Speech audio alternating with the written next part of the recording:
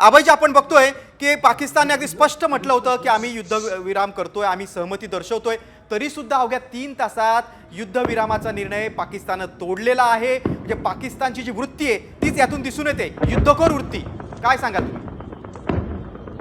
तर पाकिस्तानची जी वृत्ती आहे ती फार जुनी आहे.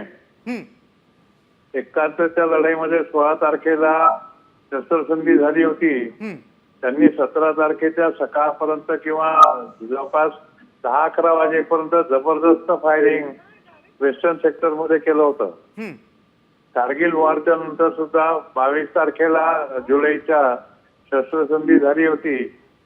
त्यांनी 2 तारखेला जुलैच्या त्यांनी जवळपास 20 दिवस घेतले कारगिल खाली करण्याकरता.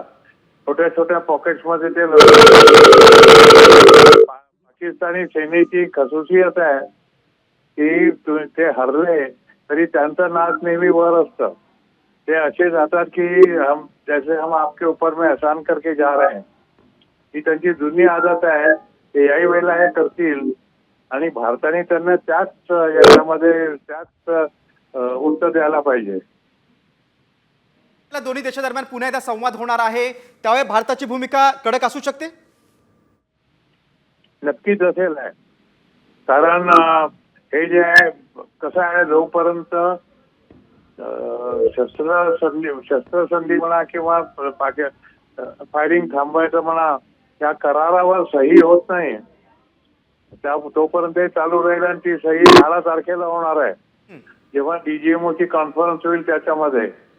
त्यामुळे काय म्हणतात त्याला, आपलं कायद्यानुसार किंवा याच्यानुसार पाकिस्तान फायर करण्याकरता त्याला मोकळीक आहे. कारण शस्त्रसंधी झालेली नाही, फक्त अनाऊन्स झालेली आहे. अभयजी, तुम्ही सविस्तरपणे साम टीव्हीशी संवाद साधलात त्याबद्दल धन्यवाद. निवृत्त कर्नल अभय पटवर्धन यांनी साम टीव्हीशी बऱ्याच मुद्द्यांवर चर्चा केली.